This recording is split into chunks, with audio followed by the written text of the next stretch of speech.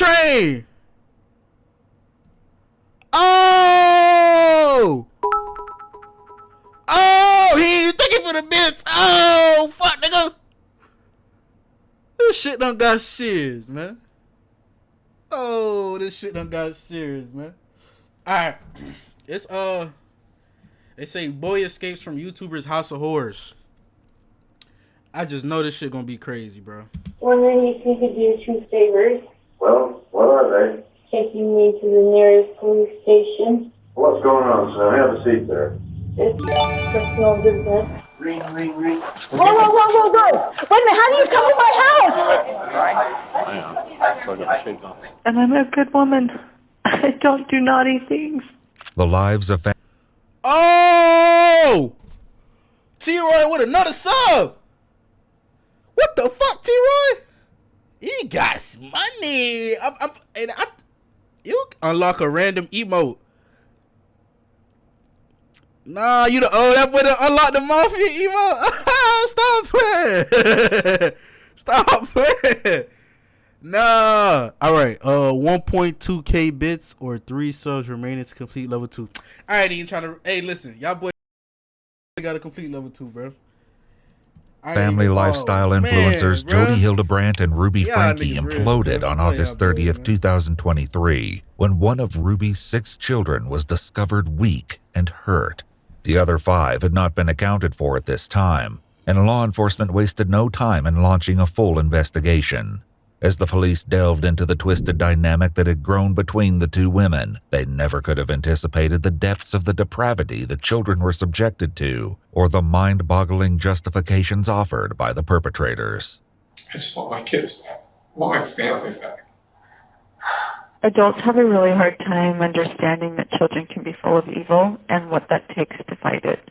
The following report is based on police records. When Dan Clarkson answered his doorbell at 10:46 a.m. on August 30th, 2023. I'm not gonna lie, I don't be expecting crazy shit to happen to rich people. Like rich kids. I don't. Oh my god, that should say 10/25, bro. Like this should say 10. Hold on, I should put this down here, right? Right, y'all? I don't want it to block with this block my shit. Block the words and shit. Nah, fuck it. I'm gonna keep it right here. Bro, I really got 10 subs again. Alright, now we gotta get back to, we gotta get back to 24. We got the most subs I ever had was like 28. Oh!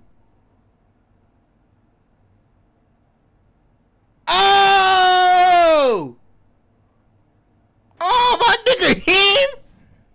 Heem, that's how you coming, gang? That's how you coming, gang? Oh, man, hold on. I'm gonna have to crop all this out on YouTube. My bad, YouTube. Let's keep going. Damn, that's how y'all boys bumming? He never could have expected his actions would kickstart a nationally publicized police investigation. However, as soon as he laid eyes on the young boy outside, he immediately knew something was very, very wrong. His Ring camera captured the heartbreaking conversation that ensued.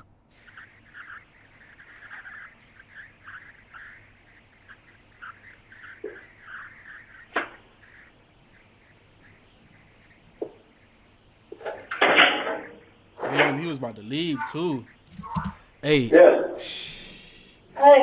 Shout out to you, Heem. I ain't gonna lie, Joe was about to leave, bro. He was about to leave.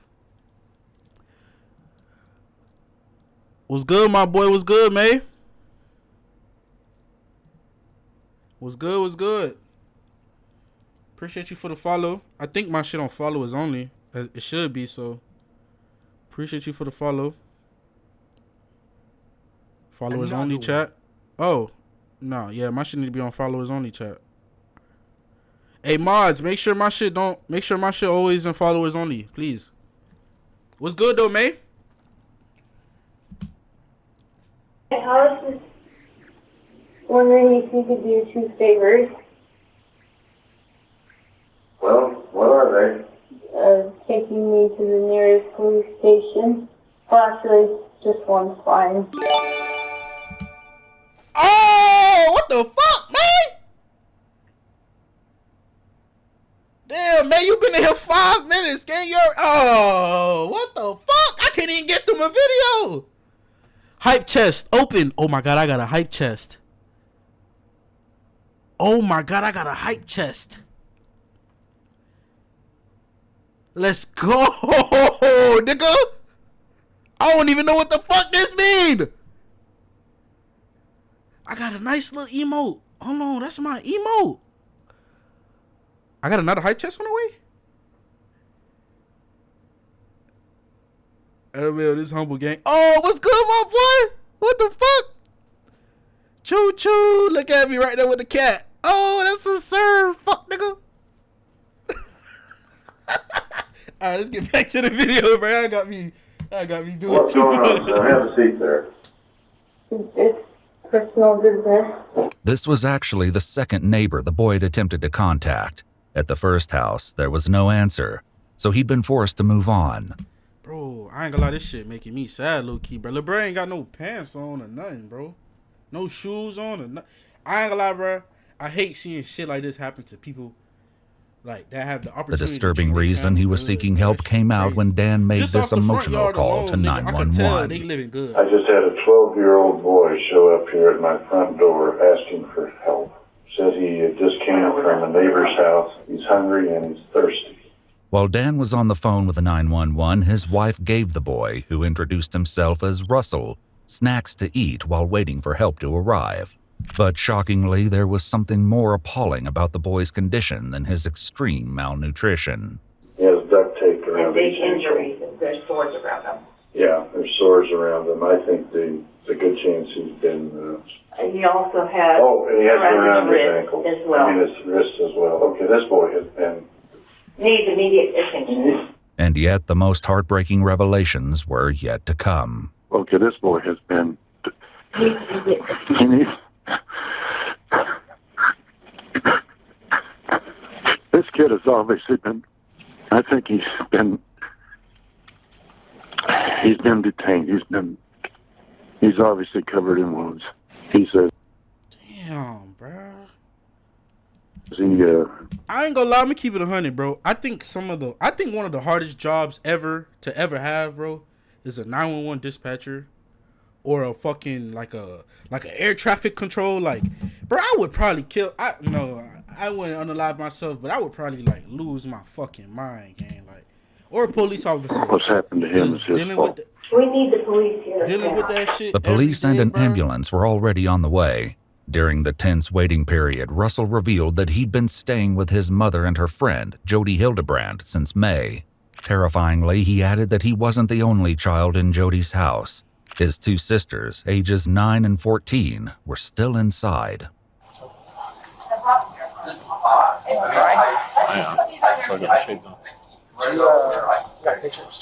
I'll take more. As Russell underwent medical assessment, more police officers arrived. We need to identify that house, and if there's 2 other kids there, we need to go do a security sweep of that house and help them. They were about to realize that they'd gotten there in the nick of time. As the police staged in Dan's driveway, a woman drove up in her car and announced that she was searching for a 12-year-old boy.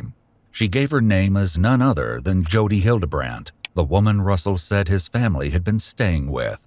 Cleverly, the police didn't tell Jody how much they already knew. They just took down her address and said they would come to speak with her shortly. She didn't have to wait long. Bro, look where these people live, bro. Like, this is like Arizona or some shit. Middle of fucking nowhere. They living good. They live down the street from Las Vegas. Nigga.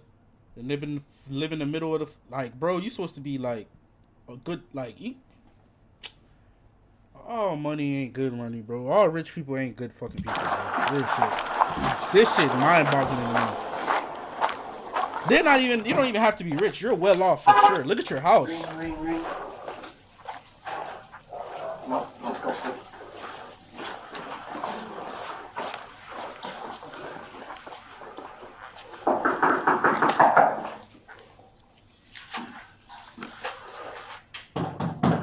Police officers, open up!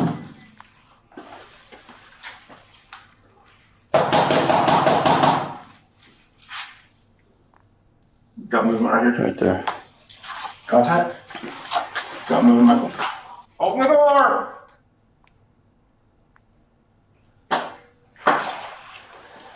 Jody, I need you to step out. I have my attorney. That's great. Step out of the house. No, I'm not going to step out of the Step house. out of the house. Step out of the house. Whoa, whoa, whoa, whoa, whoa. We're just gonna see if Whoa, anybody whoa, else. whoa. Is there anybody else home? Wait a minute, how do you come to my house? See right there. Look, they come into my house. Do you have a search warrant? We'll explain it after this. Bitch, fuck a search warrant. You got kids in there chained up.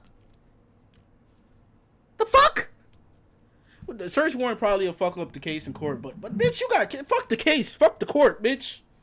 You got kids in there chained up, ho. You can't just come into my house without a search warrant. Shut Jody up, was bitch. mistaken about the need for a warrant to enter the home because the police already had probable cause due to a 911 call that the neighbors had placed after Russell showed up at their door. Dumb asshole. There was a clear emergent need to enter and a warrant wasn't necessary. The police must account for the welfare of the other two children. They certainly had their work cut out for them though, because the house was massive. During the search, the police found one room that appeared to be set up for filming. This, they would learn, was because Jody and Ruby both had a significant online presence. More details would emerge throughout the investigation, revealing the dark side of these social media influencers. To ensure that they left no corner unchecked, the investigators retrieved the These bitches got podcasts? blueprints of the house. This turned out to be a brilliant idea, as the schematics revealed something that might have been overlooked otherwise. Outside, Jody did not appear to be shy about expressing her displeasure at the intrusion. I have Airbnb guests over there. Probably scared them to death. Okay. Is there anybody else in the house? Yes. 2 kids? There's a little girl. Just one? She's right over here. Okay. The Airbnb guests were the least of the police's worries right now. Following Jody's instructions, they made their way down the hall to a bathroom with a large closet. What they found inside was devastating. Hi, I'm a police officer. Are you going for the union here? Hey, you okay? Is it just you in here? I'm Sergeant Tobler. What's your name? I just have one. Where's your sister at? Contact one. You okay? Huh? You doing okay? You don't want to talk to me? Yeah, that's okay. Can you come with me though? We got Jody out here. You know Jody? According to the information Jody gave, this was Russell's 9-year-old sister Eve. We want to be best buddies, but we're getting a little mad here because he won't give me his shoes. Guess what? YouTube 8 passengers. Eve, Ruby's child. I learned how to ride a bike with no training wheels. Come here, I'll show you. Despite the officer's gentle approach, she sat eerily still and quiet, hardly giving a sign that she could even hear him. You take your time, bud. I'm in no hurry. I'm a police officer. Did you know that? I don't mean to hurt you at all. You doing okay? Are you scared? Yeah? You're okay. Do you need help? I'm not gonna hurt you. Promise. Is she even shaking her head, like nodding? Like what? Like See this right here? It's a badge. It tells me I don't hurt people. I'm just here to make sure you're okay. And I get if you're scared, I would be too. this shit's Okay. sad as hell, bro. You wanna come with me? Still, Eve didn't respond. They hatched a new plan to win her over with pizza. While they waited for the food to arrive, the officers kept her company with the utmost patience, refusing to rush her out of the closet until she made the choice to leave. I'm just gonna sit down. Yeah, that's what I would have did. I ain't gonna lie. I would have sat right next It's to her. okay if I just sit here Try with to you. make her feel as We don't have to comfortable as say possible. anything if you don't want Damn, bro. You don't know what them kids been through, bro. That's fucked up. to. Okay. I'll just sit here with you. Meanwhile, back with Russell, the EMTs got a close-up look at the duct tape and wounds around his ankles. Like you don't know what she came in the crib and told her, or like shut up, or your sister gonna die, or some shit like that. found was almost unspeakably gruesome. But even this was overshadowed by what Russell said next. In between bites of the snacks from the neighbors, he told the police officer documenting his injuries additional details, which made the situation all the more sickening. You're not in trouble with me, okay? We're just trying to figure out what's going on. Our main focus right now is you, okay? Who put the ropes on you? Supposed to help you what? The police report revealed the chilling answers that were redacted in the body cam footage. Russell said that Jody and his mother, Ruby Frankie, had restrained him with ropes to help him with what he'd been choosing. How the women had chosen to treat the resulting wounds left EMT. You know what's crazy, bro? The chair. I feel like the chair too. It's too like It's too easy for them, bro. Like death would be too easy for them, gang. Like that would be too easy for them, bro. He's puzzled. The officer who spoke with Russell repeated the distressing details to his supervisor on the phone. They put cayenne pepper mixed with honey and then covered that with the plastic saran wrap and then the duct tape over the wounds. Detectives had found evidence of the honey and cayenne mixture in the upstairs bathroom, along with more ropes, used bandages, and other wound dressings. A medical got there, they started cutting the stuff off him, and then you can see like the dark around his ankles. You could smell it. When they went to go peel it, they thought it was some of the dressing. It was actually his skin that was peeling. Obviously, the police wanted to talk to Russell's mother to understand what could possess someone to treat a child in such a manner. As of yet, though, Ruby Frankie, along with Russell's older sister, were still unaccounted for. Jody certainly wasn't sharing where Ruby was, as her behavior became increasingly strange as the house search continued. When this officer seemed unreceptive to her stare, she tried a different target. Are you waiting for me to say something, or? Okay. Inside, the search went on for more children, especially Julie, the older.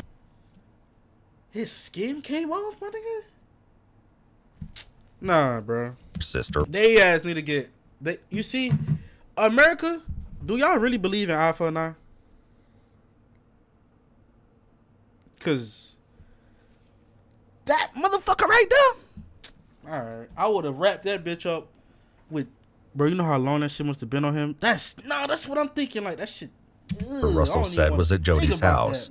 There was no sign of her yet, so the police decided it was time to confront Jody about what they'd found when referencing the blueprints.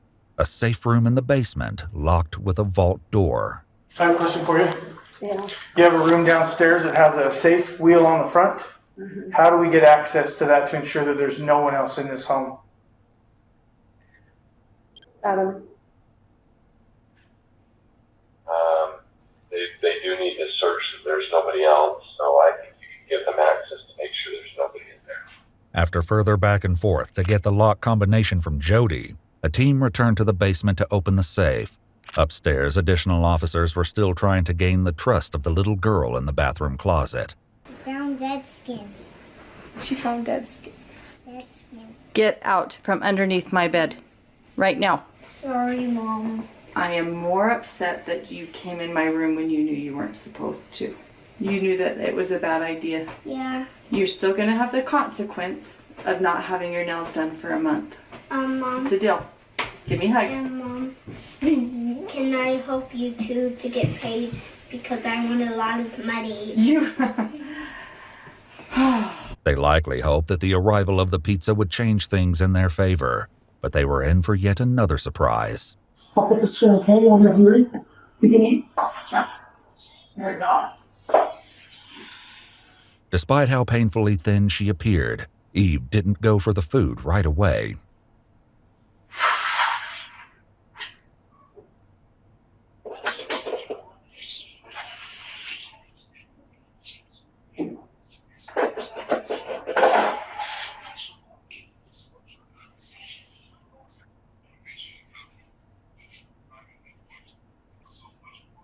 Bro, you could tell when somebody traumatized, bro. That shit show up on their whole body, bro. That's sad. Eve proceeded to eat the entire pizza and requested 2 more large slices from the lunch that the police had. As Eve ate, the plan was to focus on opening the safe, but suddenly a new priority emerged. With no warning, Ruby Franke, Russell and Eve's mother, arrived on scene. After determining that she had no weapons on her, she was taken to a separate area of the house to wait out the search. The police would check in with Ruby once they finished going through the house. The only place left to look was the basement safe room. When they opened the door, though, they were likely crushed. Julie was not inside. At first glance, the room looked to be nothing more than a barren bolt hole reserved for emergencies. When they started opening drawers, though, they turned up some stomach-churning evidence. Handcuffs, a length of rope, and a carabiner. Based on the condition of Russell and Eve, the police received an official search warrant that enabled them to collect these items, along with many of the electronics, as evidence. But even after being in the house for hours, there was still no sign of Julie or the other Franke siblings. Niggas, 3 more kids? The only certain thing was what should happen with Jody and Ruby. They were both placed under arrest for aggravated child abuse. Okay, just place your hand on your back for me. Perfect. During the arrest process, the officers likely noticed some strange behavior from Ruby. She didn't say a single word, even when put in the back of a police car with Jody. The police had to hope she would be more verbose when the time came to ask her how Russell and Eve had gotten in such miserable conditions. Sure, go ahead and have a seat.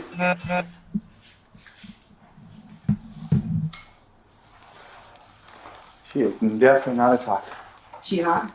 Neither is anyone. Even if I ask her a name or just like, not even asking about things, she looks at me and goes. While Jody was at least responding to direct questions, whether she would respond to the hard ones police had in store was yet to be seen. I'm a little nervous. You're that. To be honest with you, if I was sitting over there, I'd be a little nervous too. So don't worry about it. We're just here to talk, to get your side. So I trust my attorney. He said, don't say anything.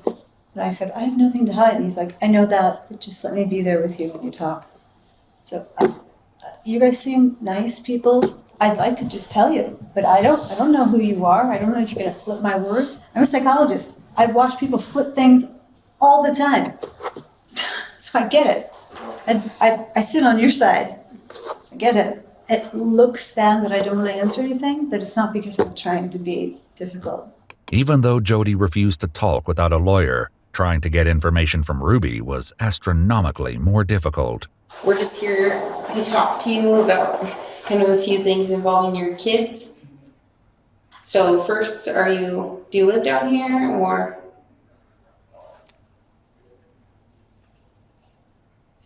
Or do you live up north?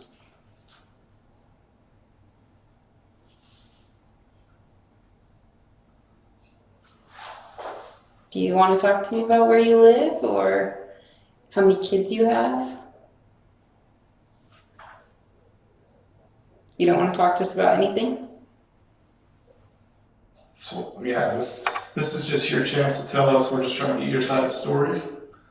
So it's your chance to do that, but it's up to you. I'll wait till I have a lawyer. Okay. So you don't want to talk to us at all?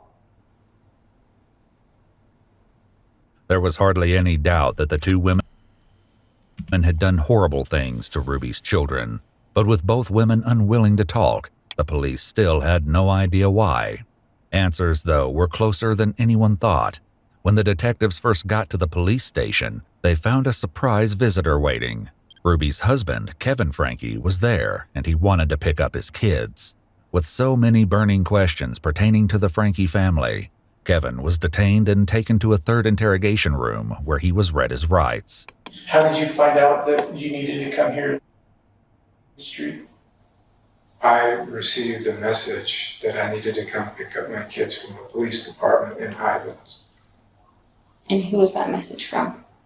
Well, I prefer not to say right now. Does it make sense that that would happen? I'm just not aware of anyone who did that from our department. Right. And I'm not comfortable saying It was obviously the lawyer. right now who reached out to me. Okay. Was that Jody? I'm not going to answer that question. Kevin was keeping quite close-lipped. However, it wasn't all bad news. Back at Jody's house, Eve finally seemed to be warming up to law enforcement. You don't want to talk? Okay. There's nothing at all you want to talk about at all? It's okay to talk to me.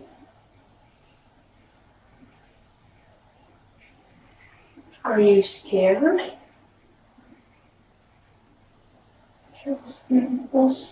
We helped your brother. And we got him some help too. And that's what we want to do for you. If we want to get you some help too. This is sad as hell, bro. We are safe. We will not hurt you, and we won't do anything to hurt you. It took a total of 4 hours before Eve was willing to leave the closet with medical personnel. When examining her in the ambulance, EMTs discovered that she had wounds on her feet and decided that she and Russell both needed to go to the hospital. Thankfully, as Kevin's conversation with police continued, he was willing to provide some crucial context. And how many kids do you have, Kevin? I have 6 kids. So are they all living with you, or? No, I haven't seen them for over a year. Any of them? No, none of them. For a year? Over a year. Okay. I've been in a separation. From who? From my wife and family. Ruby invited me to leave the home while I thought about the choices that I've made in my life and the way that I've treated her. And did you ever try to reach out to the kids, drop by the home, or was there? I honored the no separation boundary that we agreed to. When was the last time you saw Ruby? The last time I saw her was the 18th of this month. We met to, she requested me to sign over vehicles, or the titles to the vehicles, the vehicle that she drives, that were all in my name. When's the last time you physically saw Russell or Eve?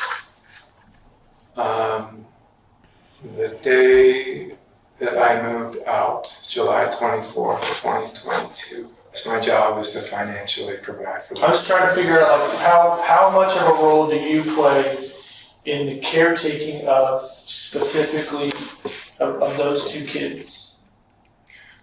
I pay the bills. Okay. With my job, I provide the money, goes into a shared bank account, and that's my only involvement. As the conversation went on, Kevin seemed to be just as in the dark as the investigators. Who lives in that home with your, is it ex-wife? Is it currently a separated wife? Like who lives in that home with your children? To be honest, I don't know. I know that she's there with 4 of the children, and our 2 older children have moved out. This likely came as a shock to investigators. If there were 4 Frankie children still living at home, that meant they weren't just missing Julie, but another one of Russell's teenage sisters, Abby. Before launching into a frantic search, the detectives decided to finish talking to Kevin, hoping he could give them an idea of where to look for the girls. As the conversation went on, though, Kevin's story only got stranger. Who's this female Jody that your wife was? Do you know a female named Jody? She is a therapist and a life coach, I know, and she's. Do you respect her? Do I respect her? Yeah, I think she's a very honest, truthful person. Yes. Okay. Is your wife a partner of hers? Is your wife a roommate with her? Your kids are living in her house, is what I'm trying to say. I'm not aware of that, but I know that they've been in business for the last year, filming. So every week a podcast goes up and I listen to it. What's the name of it? Connections with an X. This would explain the film set discovered in Jody's house. As it turned out, Jody and Ruby both had a significant following on Instagram and YouTube. Jody was a therapist, and her accounts focused on counseling and family dynamics in alignment with the Church of Latter-day Saints, of which she and Ruby were both members. The Church of Latter-day Saints. She called her program Connections and had written several books sharing her methods, and even taught online Zoom classes on the topics of family health and harmony. Bro, the rope on top of it, like they trolling. I ain't gonna lie, they trolling. The rope on top of the shit, they trolling. Ruby, meanwhile, created more slice-of-life content, cataloging daily life with her family as members of the Mormon faith. Her main platform was a YouTube account titled 8 Passengers, supplemented with an Instagram under the same name. In due time, the police would learn that the content made by Ruby and Jody had become unimaginably twisted behind the scenes. Are you involved with their business efforts, or no? And were you involved in the 8 Passengers account with your family? Yes. I was in the videos. Recently, Ruby's online presence had undergone a shift. She rebranded to Truth Mom, but began focusing less on her own channel in favor of working with Jody on connections. You guys got a lot of heat for neglect and child abuse. A lot of people commented those things on there. Why were they commenting those things? That's a good question. We had a son who was acting out in very selfish behavior. Is this Chad or? Yes, this was Chad. And none of this is strange or odd. You could get on YouTube and find out all sorts of stuff on this. Eventually, Ruby stopped posting on her private YouTube account altogether, which Kevin said eliminated 90% of the family's income. Her last video on Jody's channel, though, had come out just 2 days ago. In the interrogation room, Kevin shared more about the situation, which somebody with 10,500 followers could generate enough money to the point where when they lose that, it takes away 90% of the income. Led to public outcry against the Frankies. He was being very cruel and mean to his siblings that he shared a room with, and so we removed him from the room. And we said, you can sleep anywhere you want. Sleep on the couch, sleep on the pull-out bed, sleep on the floor for all we care, but you're not sleeping in that room with your brother. He chose to sleep on a beanbag. So 9 months later, he had made a lot of changes in his life. And he was ready to, and we had moved by that time. He ain't no way. And so we had a new house. I mean, and don't he get was me ready wrong, to bro. He move acting like he into don't his know own shit. bedroom. Made a video. He acting like he don't know shit. And in the video, he mentioned something of the effect of, I've been sleeping for 9 months on a beanbag. And that is what all the uproar was about. This wasn't Ruby's only run-in with the law. Shockingly, just 5 days before her arrest, she'd been pulled over while driving, with her kids in the car. Hello. You know how fast you're going right there? No. Okay. Got you going 57 and a 35. Ruby was sent on her way with only a speeding ticket. Back with Kevin, he explained that the situation with his oldest son, Chad, was speeding ticket. 57. You know how fast you're going right there? No. Okay. Got you going 57 and a 35. Ruby was sent on her way with only a speeding ticket. Back with Kevin, he explained that the situation with his oldest son, Chad, was the catalyst for Jody getting involved with the family. She was hired as Chad's therapist and had the boy personally paying her $900 a month. From there, her involvement with the family only grew. How this could have led to the breakup of the family and the near starvation of 2 of the children was yet to be explored. I'll be depressed. During your marriage, how was disciplining your kids? How would you discipline your kids? Yeah, I'm not going to answer that question. Are you aware of the physical condition of your children? No. No, I've chosen to trust my wife with the children. That was part of the agreement of our separation. Kevin was about to learn the harrowing consequences this decision has caused. We received a phone call from 911. He's a bitch, on our bro. dispatch. He's a bitch, bro. That a 12 to 13-year-old boy was knocking on doors in a neighborhood asking for food and water. So he had. I'm sorry, what? He had duct tape on his extremities, on his hands, on his ankles, and those were covering rope burns that were used to tie him down. Take a second and think about what I just said. That's the condition of your son.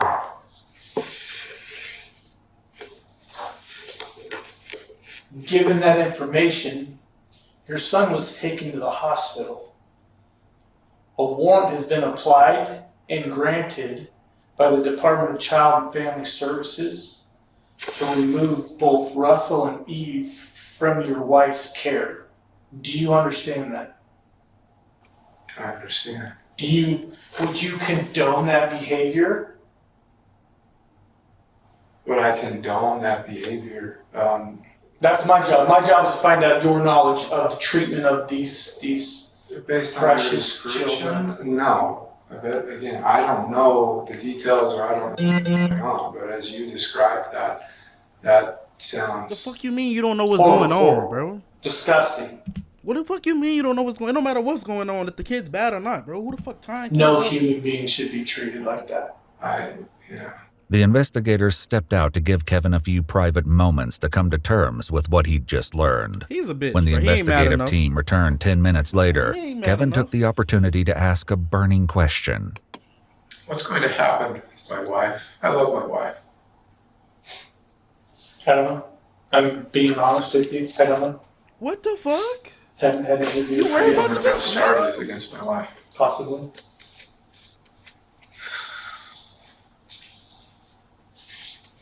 I think given the circumstances, that's highly appropriate, but again, That night, the police decided that Ruby would be booked into jail to await her attorney.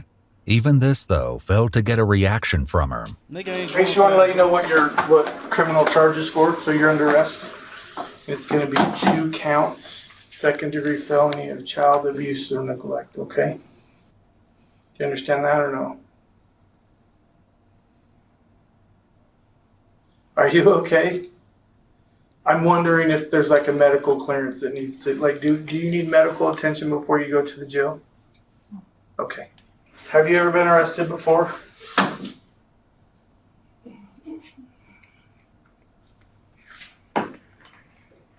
I'm just concerned about you. I would have been like, get this bitch out of my sight, bro. I know you don't believe that. But I've had an opportunity to talk to your husband and kind of worried about your circumstances and obviously your children as well. But you're sure you don't need medical attention or anything like that?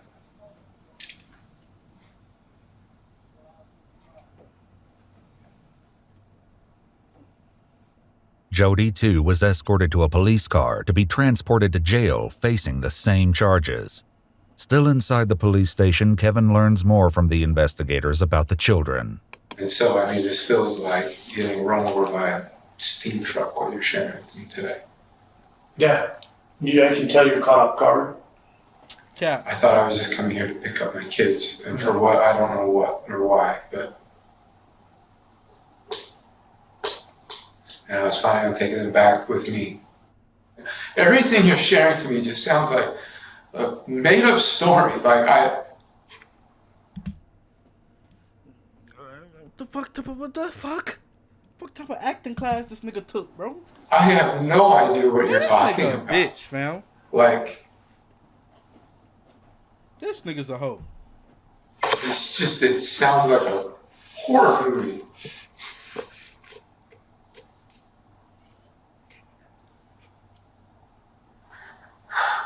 And what you're sharing with me just feels like a sucker punch. I feel responsible separating, leaving.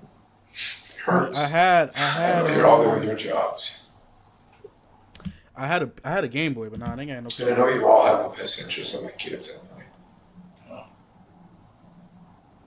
I appreciate that. Thank you. Thanks. That means a lot.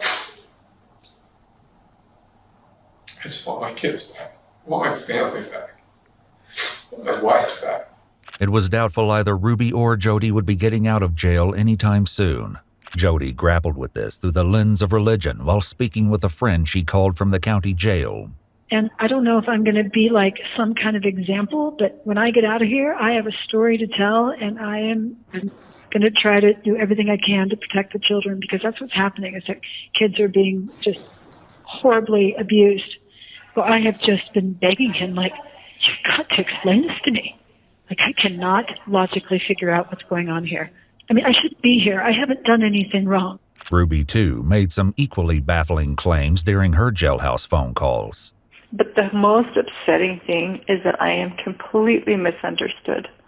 That is the most horrible feeling. Like, my own family misunderstands me. They misinterpret me. And poor Jody, they misinterpret her. They misunderstand her. She puts her neck out on the line for people, and then they get mad at her. I mean, it is just horrendous. It's horrendous. And you know what? Every Joseph Smith, every wonderful man of God has had to be misunderstood. And I'm a good woman. I don't do naughty things. This is a witch hunt. It wasn't all dark and twisted news, though. In a stroke of luck, the police located Julie and Abby. Shockingly, they were nowhere near the family home in Springville. Rather, they were located more than 20 miles away at a house belonging to Ruby's friend and fellow Connections member, Pam. How she'd gotten there, though, remained in question. Pam was handcuffed when the police arrived and agreed to answer some questions while waiting for additional investigators to arrive. While one officer sat with her, the other took the opportunity to check in with Julie.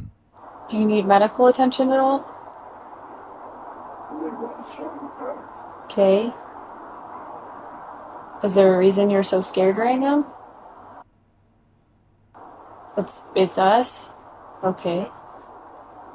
Well, I'm sorry if you've had a negative interaction with law enforcement in the past, okay? My intention is not to scare you. Do you go to school? Down the driveway, Pam was unhandcuffed when investigators arrived from Springville. She told them that she'd received a call from Ruby asking her to pick up two of her daughters while she dealt with a family emergency. Up until this point, the officers were under the impression that it was only Julie at the house, but Pam clarified that her older sister, Abby, was also there. Thankfully, neither she nor Julie appeared to be in physical distress like Russell or Eve. Julie and Abby appeared hesitant to go with DCFS representatives when they arrived, but were safely taken into custody to await the outcome of the investigation. The uncertainty over Abby and Julie's whereabouts had been answered, but so many questions remained. First and foremost, the quandary of what could have happened to leave Russell and Eve so frail and traumatized. Kevin returned to the police station with his lawyer for a second interview. The additional details he was about to share were nothing short of astonishing. Have you found the pen papers? The pen papers. So it described all of the visions and trances and everything that Jody and Ruby went into. How thick would you say it was? It was like 3 inches thick or so. And there were hundreds of pages of written documents. It's something Jody would not want found. Yeah. But she wouldn't want to destroy it. Because we do have Ruby's journal, which is from those dates that you mentioned. These things are going to be so... The stuff she wrote in the pen paper, she would not write in her journal. The stuff she wrote in the pen papers was not intended to be read by anybody until God would decree them to be written as scripture for the whole world to read. Okay. I believe that's what we have. It wasn't certain whether the documents found by the police were actually Ruby's pen papers or just a journal. Regardless of what they were called, the contents revealed a wealth of heinous secrets. On July 10, 2022, Ruby wrote, "Eve and Russell have been in so much deviant behavior they won't control their bodily functions. I never would have suspected the cold, dead heart Russell has." Ruby echoed these sentiments in one of the phone calls she made from jail. Adults have a really hard time understanding that children can be full of evil and what that takes to fight it. According to the journal, Russell and Eve were locked in closets, made to do physical labor, wall sits, jump on a trampoline, stand out in the rain, and carry heavy boxes up and down the stairs for hours on end. When Eve slipped and fell while carrying the boxes, Ruby accused her of doing so on purpose, and then shaved her head as punishment. And this was just brushing the surface of what the children endured. I've never had a kid quite like Eve, but she does not like to sit and listen. I don't know if that's just her personality and she just needs me to be more strict with her than what was required with some of the other kids, or if she is displaying hyperactivity tendencies. So I'm going to try to figure that out today. I honestly don't know which way it's going to go. She knows that I mean it, and I'm going to carry through with it. If she absolutely is not capable, then I'm going to maybe take further measures to figure out if there's hyperactivity tendencies going on, or if she stays and she's really good and she listens, then it probably just means she needs a little bit more of a strict routine with her. According to Kevin, the fight against so-called evil had not originated with the children. In fact, the downward spiral had begun more than a year prior under some very strange circumstances. We went out to like a dinner afterwards, and that's where Jody really opened up to the women in a private conversation that she believed she was being tormented and haunted by shadow figures every night. And that was spooky. Ruby also revealed that Russell and Eve still sometimes failed to control their bodily functions. She presented this as a method by which they defied her. Back with Kevin, he alleged that Jody's experiences had rapidly grown more intense. She was walking along the beach with Jesus, and Jesus challenged her to go walk on the water, and it was a whole lesson on walking on the water. And that was still just the tip of the iceberg. Bro, what the more investigators read of Ruby... I'm trying not to say it white people, because all people fucked up in the head, all race, all creeds, all color, all backgrounds. But this... Man, come on, bro. Like, what the fuck do y'all be on, bro? Like, what the fuck? His journal, the more depraved the story became. Tuesday, big day for evil, she wrote on July 11th. All night, Eve screamed and cried and hit her head on the tile floor. Today, Jody confronted her. Eve admits to putting on a show for her mother. Eve said she wants to be pitiful. When the investigators read on and learned what torment Eve had endured to reach this level of desperation, they likely didn't know whether to be enraged or heartbroken. Jody mentioned her experiences with what she called the spirit in one of her jail phone calls. When I feel the spirit, I have two physiological reactions. I get really shaky, like I'm shivering, like I'm cold, or I feel heat, like I have a fever run through me. It felt like I was burning up, and I was just shaking with gratitude. Like, here's your answer. Here's what this is. Back with Kevin, he revealed that while Jody's alleged visions had initially seemed positive, things quickly took a much darker turn, and things changed inside the house. There was a lot of satanic ones. When she would go into possession mode, she would talk in like different voices. It was really creepy. But the voices would say, she's ours, we're not letting go. She is Satan's bride. She's mine. I'm going to marry her. If she was faking it, she believed that Satan wanted her as her bride. The journal revealed that Eve experienced horrific punishments. This is the day Eve anticipates breaking her 2-day fast, Ruby wrote. I let Russell know she has hardened her heart and will do one more day of fasting to invite her to humble. Eve flips out and begins ranting. All day Eve makes rhymes about my mom starves me and calls it fasting. In his second interview, Kevin continued his description of what it was like to live with Jody. I can't explain some of the stuff that happened while we were there, like crashes in the basement while we were talking upstairs, and plates like in the kitchen just flying off by themselves, like full speed, smashing on the wall and falling to the floor. And I don't have any way to explain it other than there's some crazy going on. On other occasions, Eve was doused with water in the dog wash and made to sleep on the basement floor, and it only got worse going forward. Kevin, too, said that back in 2021, the situation with Jody took a similar downward trajectory as she became increasingly entwined with his family. But it reached the point where in August, her bishop at the time, he's not her bishop anymore, but I mean, he was going over there every night, and he'd be there for like 4 hours. And he'd be like, I'm fighting evil spirits. I'm casting demons out. I'm crazy stuff going on. And finally he got to the point where he's like, I can't do this anymore. There needs to be some sort of resolution. After the bishop left, the first attempted fix was for Jody to move in with another family involved with connections. The opinions Kevin shared about what happened with that family reflect only his beliefs, and we have not been able to verify them. According to them, after 6 weeks and trying to seduce the husband of the family, they kicked her out. While there was no way to prove that Jody had been held against her will, the police knew for a fact that Russell and Eve had been. Ruby documented one particularly horrific confrontation between Russell and Jody, whom she refers to frequently as G-Joe. G-Joe takes Russell on a little walk to the pool, Ruby wrote. She talks on how Russell has love twisted. G-Joe then pushed Russell into the pool.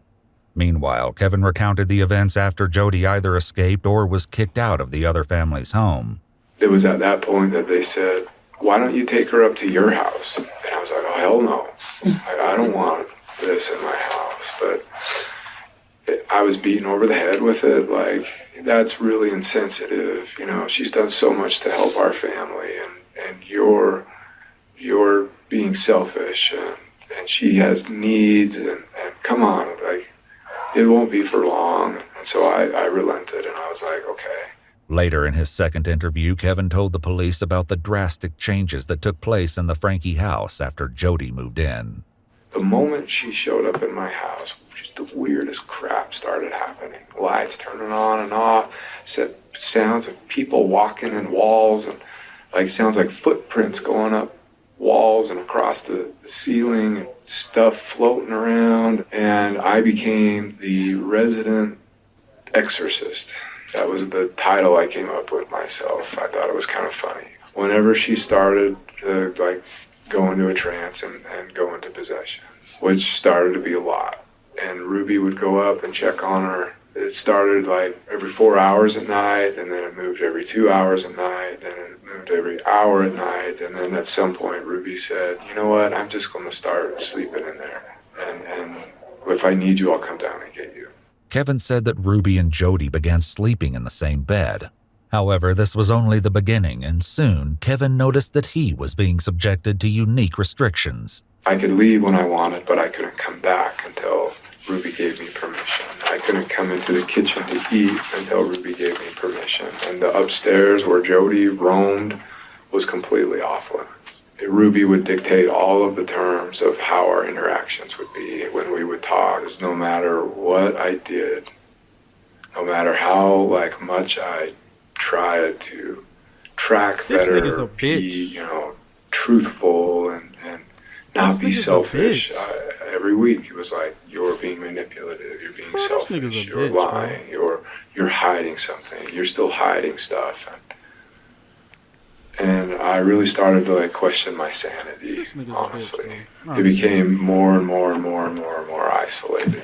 Jody had an approved list of men that I could make phone calls to. This appeared to be a method Ruby repeated with Russell at Jody's house. Ruby recounted in the journal how she woke one night to find Russell missing, and a note written in pebbles on the balcony which read, "Jail, I will call when I get there." Panicked, Ruby said she and Jody searched the house, then got in their cars and began driving around looking for Russell, which Ruby described as racing the devil. They brought him home. Disturbingly, she went on to describe the concession of letting Russell sleep in a bed and feeding him a full meal the next day as like stitching up a patient knowing you didn't get all the cancer out. Okay, look at me. Don't say help anymore. You just said it. Yeah, so I'm very clear what I'm talking about. Don't say that again. Do you understand? Because next time you won't be smiling on your face. Kevin explained that the situation never improved as everyone tried to appease Jody and Ruby. So I was completely cut off. If I went to my church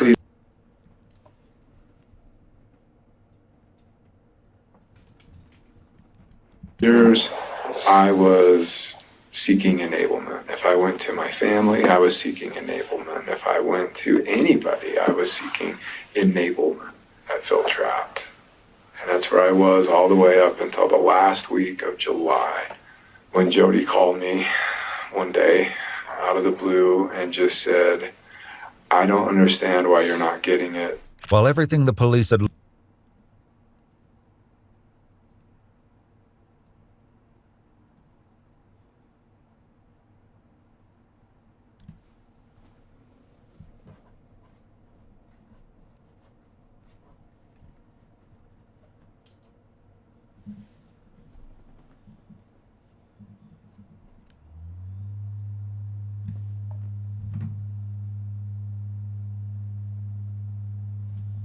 learned so far was certainly horrific. My They bad, would twin. My fucking headphones had died. soon realize that it almost got unimaginably worse for the children. Based on the journal entries, the authors believed that the children's bodies needed to be engaged in painful good work as punishment. Just as Ruby and Jody set out to look for rural land in Arizona for the Frankie children to work, Ruby got a text. "I found the land." As the move to Arizona loomed dangerously closer, it became obvious that the women wanted the pair to choose punishment over respite. In an emotional phone call made from her jail cell, Jody had this to say on the topic. Nobody wants the truth. Nobody wants the truth. Nobody wants the truth because these kids, I told Doug, I woke up, the spirit told me, it's all the devil. I mean, you've seen him, and he uses these kids, and he uses all of us as the adults, the parents that don't hold the kids accountable. So now it's abusive to make a kid sleep on the floor. It's abusive, or it's abusive to, that's ridiculous. You can't even raise your kids anymore. This was the sort of stance Jody put forth through her program, Connections. At its peak, her Instagram had over 10,000 followers, leaving the police to wonder just how many other children might have suffered the ramifications of her influence. Later, in the midst of the investigation, Kevin continued his story of his family's breakdown. So that separation continued all the way up until the holidays, maybe. And then Ruby ended that separation. Jody went home the second week of January. But by that time, Ruby, Pam, and Jody were completely determined to do this work that they felt God had for them. I thought it was crazy. I thought it was just that crazy. When talking with Kevin, the police learned just how far Ruby was willing to go to pursue her work with Jody. She wanted to legally, work with Jody's attorney to give Jody 8 passengers and become an employee of Connections. Basically, the contract was Ruby gives Jody everything and Ruby gets nothing in return. Our YouTube manager at the time was like, red flags. I don't know how to tell you. She is scamming you. Ruby fired him. Regarding this issue of Ruby and Jody's business entanglement, Ruby made some interesting claims in one of her calls from jail. In fact, I could tell she kind of slow though. This bitch kind of dumb. Seemed to be changing her attitude towards Jody entirely. Jody Hildebrandt never was my business partner, nor was I ever her employee. I never received wages from Connections or Jody. In 2019, I hired her as a counselor for my son, and then in 2020, I paid her to be my mentor. She's a whirlpool. She just pulls you. Regardless of any legal business arrangements, finances became an increasingly central component of the travesty that befell the Frankie children. This became clear when police continued reading Ruby's journal and gained further insight into the disturbing reasons she and Jody were looking into moving to Arizona. "Jody and I took Eve out into the desert," Ruby wrote. "She went out into the heat, barefoot. Eve still tried to run. She screamed for another family, water, food, care, love. Oh, Eve, a manipulative ploy." Ruby's journal entry about taking Eve to the desert became even more heartbreaking. Apparently, it was only after Eve collapsed on the road exhausted that Ruby took her home. But not for long. The very next day, Ruby, Russell, Eve, and Julie all returned to the desert. For the next 3 days, the children were made to weed and tidy a cemetery on a nearby Native American reservation. They were not allowed to wear shoes or gloves, despite the fact that there was broken glass and thorns everywhere. Why? At one point, Russell became so desperate to escape the heat that he stuck his head in the toilet. Footage of this suffering was captured by a local who explained in no uncertain terms to Ruby that she was not welcome there and that she would be filing a police report.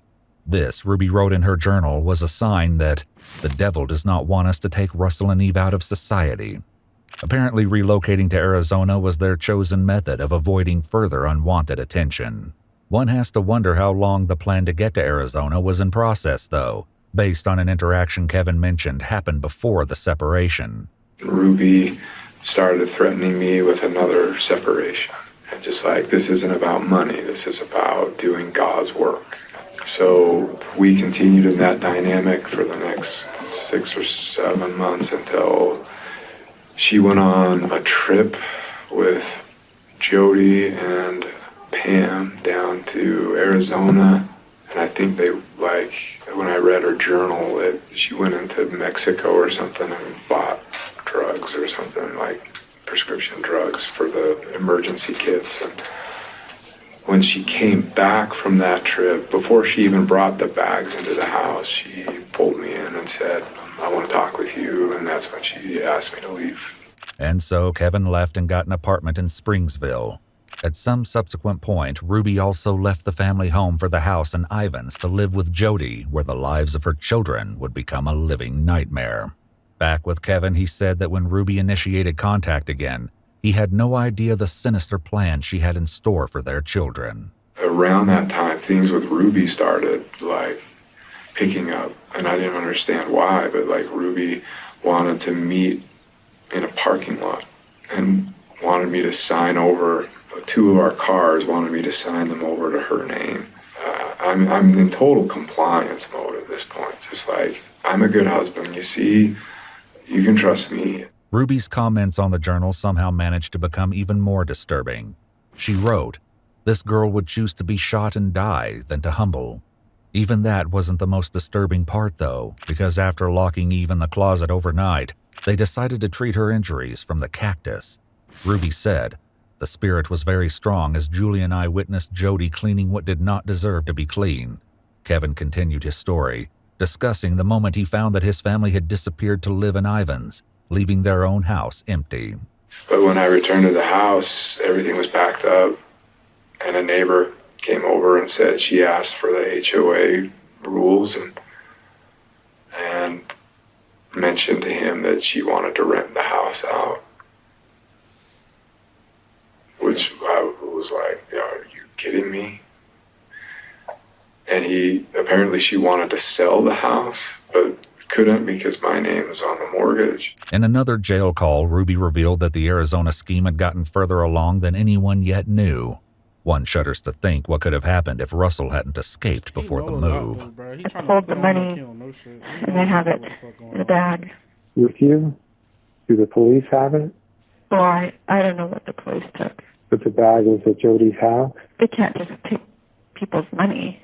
I mean, that's not right. In a stunning twist, the person on the other end of the phone was none other than Kevin himself. In the days following Ruby's arrest, the pair made several phone calls where Kevin tried to ensure he received custody of the children and secured the money that Ruby had pulled out. Kevin's demeanor towards Ruby in these calls might be unexpected. I am committed to our family. I'm committed to you and our marriage. No matter what happens, I will be here to support you in any way that I can. Well, thank you for stepping up. During this call, Kevin and Ruby agreed to limit their contact going forward to strengthen Kevin's chances of gaining legal custody of the children. A discovery made the next day, though, blew that out of the water. The bag's gone. What? The bag is gone. What? There's no bag. The only thing more shocking than the bag's disappearance was where Ruby had gotten the funds in the first place. Kevin and his lawyer revealed the source of the missing $85,000 while speaking with police. That money, she cleaned out their bank accounts. The kids' savings accounts. Yeah, and yours too, your joint account. Yeah.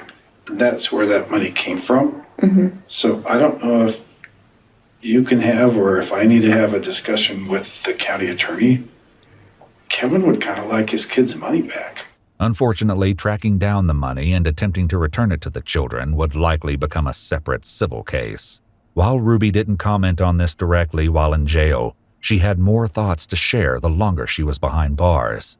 The devil is so sly, and I'm embarrassed it took such a huge slap in the face to wake up to it. On another call with her parents, Ruby proofread a court statement she wrote to address her children and acknowledge her actions. I would do anything in this world for you. My willingness to sacrifice all for you was masterfully manipulated into something very ugly.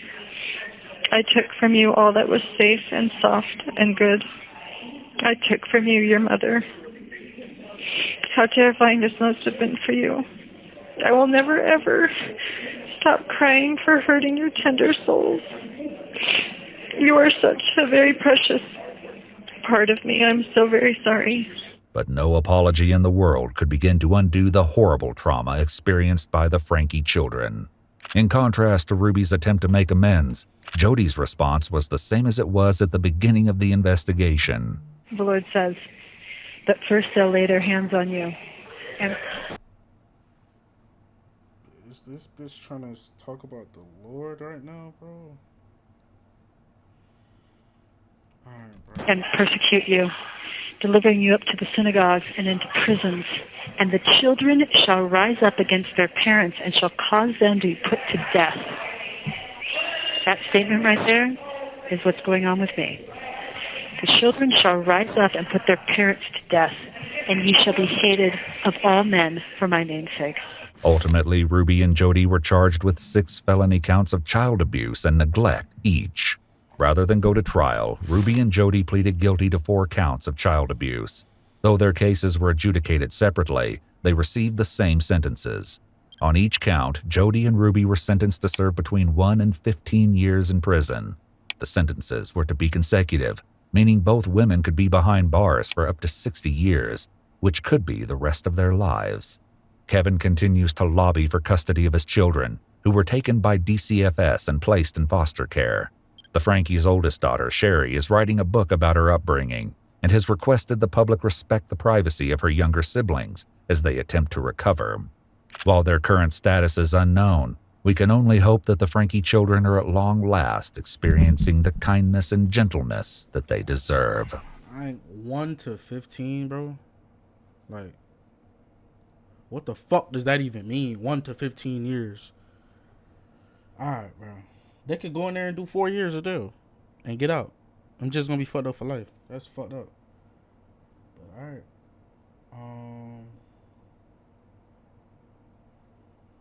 That's fucked up, bro.